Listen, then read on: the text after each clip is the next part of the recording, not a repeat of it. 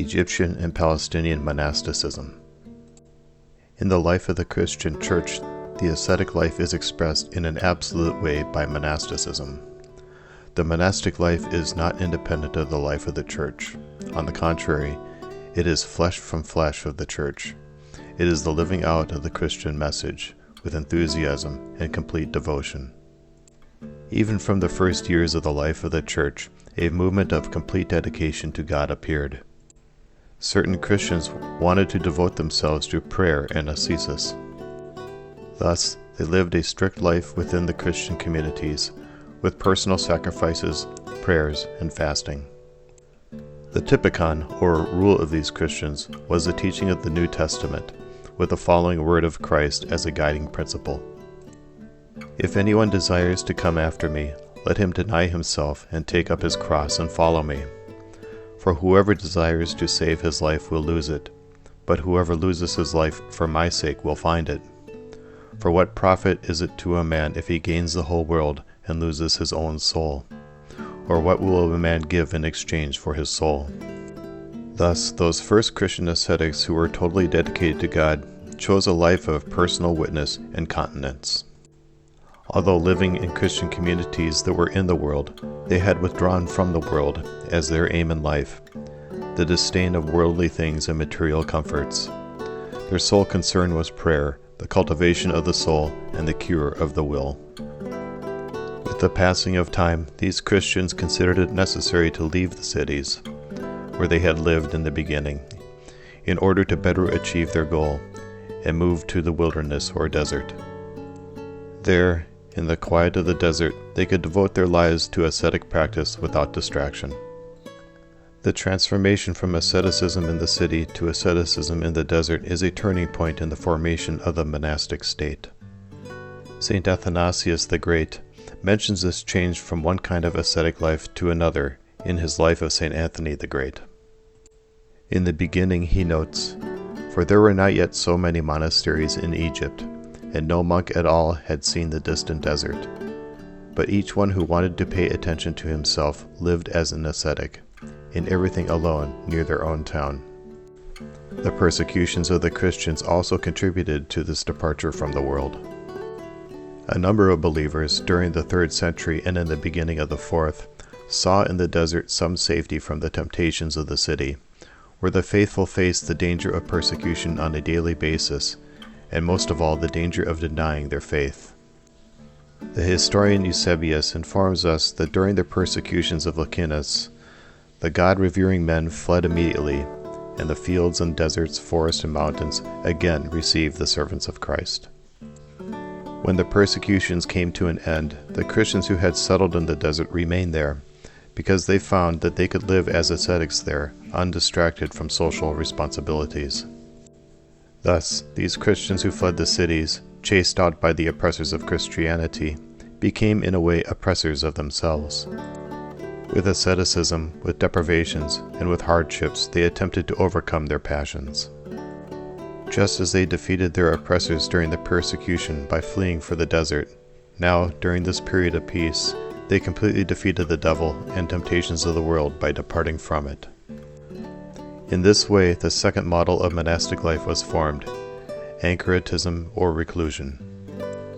The first model was that of the first Christian years, where, as we have already mentioned, all those who wanted to devote themselves exclusively to God lived an ascetic life with prayer within Christian communities.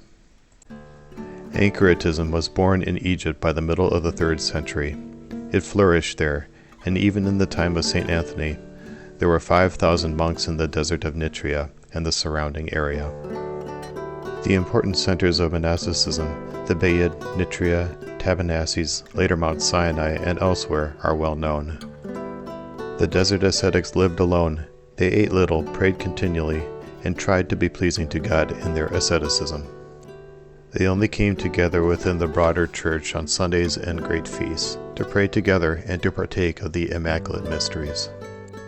This way of monastic life became known as the Lavra system. This system started in Egypt, but found greater vigor and expression in Palestine, where it was introduced by Saint Hilarion, disciple of Saint Anthony, in the 4th century. Thus, the monks lived either in complete isolation or in small groups in cells. Each cell was a distance from the others, but they all had a common church building, where they prayed together on Sundays in great feasts and had communion. Saints Sabas and Euthemius are examples of monks from the Lavra system in Palestine. A continuation of the Lavra is the Cenobite system, where the monks lived together in monasteries called cenobiums. The word cenobium comes from the Greek for common life. Not only did they have common prayer, but a common table, common spiritual gatherings, and each monk had a particular role of work with which he served the common life of the monastery and helped support the monastic community. The founder of the Cenobite system in Egypt was Saint Pachomius in the 4th century. This form of monasticism was soon transferred to other areas, and certainly to Palestine, where it was introduced by Saint Theodosius during the 5th century. The monastic rules of Saint Pachomius and Saint Basil played an important role in the organization of the Cenobite system, both in Egypt and in Palestine. The monks followed rules faithfully. They regulated both the daily schedule of each individual monk and the general harmony and order of the community. Of course, the rules primarily looked to the spiritual improvement of the ascetic monks. They were not simply laws that regulated the external behavior and administration of monasteries, but had a deeper spiritual and guiding character. From all that we have already noted, it is obvious that from the 4th century onwards there were two great and important centers of Christian monasticism, that of Egypt and that of Palestine. Great ascetics, real teachers of the desert, through their ascetic existence, their holiness of life, and their spiritual counsels, formed the character of this condition directly by absolute dedication to God. Both traditions have produced figures of great standing in the ascetic life according to God. In Egypt, St. Anthony the Great, St. Pachomius, Paul Thebaid, St. Macarius the Egyptian, Amon Antonois, Osisius, Theodore, Ammon, Macarius of Alexandria, John Lycopolis, and others left deep impressions of their holiness and complete dedication to the life according to God. The sayings of the desert elders show us the life and the wisdom according to God of the ascetics of Egypt in a solid way. In Palestine, likewise, great personalities reinforced monasticism, and with their holiness of life they composed a unique history. St. Euthemius, St. Theodosius the Cenobarch, Abba Dorotheos, St. Sabas, Elder Barsanuphius, Elder John, Abba Dorotheos, and others are just some of the names of the great choir of the holy ascetics who left examples of unique Christian life, with their devotion and their unaffected love towards God and fellow man. There is much in common between Egyptian and Palestinian monasticism. Both traditions stress continuous struggle as a guiding principle in the monastic conduct. A monk's whole life is an unending battle to fight off temptations and the passions. This battle is not against flesh and blood, but against principalities, against powers, against the rulers of the darkness of this age, against spiritual hosts of wickedness in the heavenly places. The monk has to wrestle with the devil, who enlists and mobilizes the passions. The devil constantly tries to impose self-love onto the life of the monastic rather than the love of God. The monk is called to defeat the devil with his vigilant and constant struggle. Victory over the devil is achieved by humility, the monk's devotion to prayer, with light eating, with manual work, and with complete obedience to the elder, the monk's spiritual father. Both monastic traditions, that of Egypt and that of Palestine, look to the spiritual cultivation of the ascetics, their elevation to a level of life where their relationship with God and their relationship with their fellow man would be determined by absolute love. In both traditions, the calling of a monk through a consistent and ascetic life of prayer and obedience is towards his perfection, approaching God, yet also his fellow man.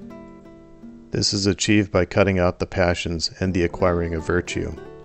However, while the two traditions look towards the same goal, a fine difference can be seen between them.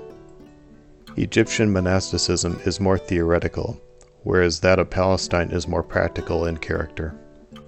In the Egyptian tradition, the monastic is called through asceticism to rise up to the theoria, or vision of God. His aim is philosophy according to God, which the monastic achieves by prayer, silence, spiritual teaching, and all the time-tested means that asceticism has adopted. The Palestinian tradition places emphasis on practice. The monk faithfully applies the Gospel's teaching to become an incarnation of Christ's law. Christ's teaching has two chief points: love for God and love for man. The monk has an obligation to show this love every day in his personal struggle. This is achieved by applying the Gospel commandments. With this applied life, the monk has a calling to be near to his neighbor's needs. Despite the difference in emphasis, both monastic traditions, that of Egypt and that of Palestine, made a deep impression on the life of the Church. With their teaching, but mainly with the struggles of their holy ascetics, they made a great contribution to the cultivation of the whole people of God.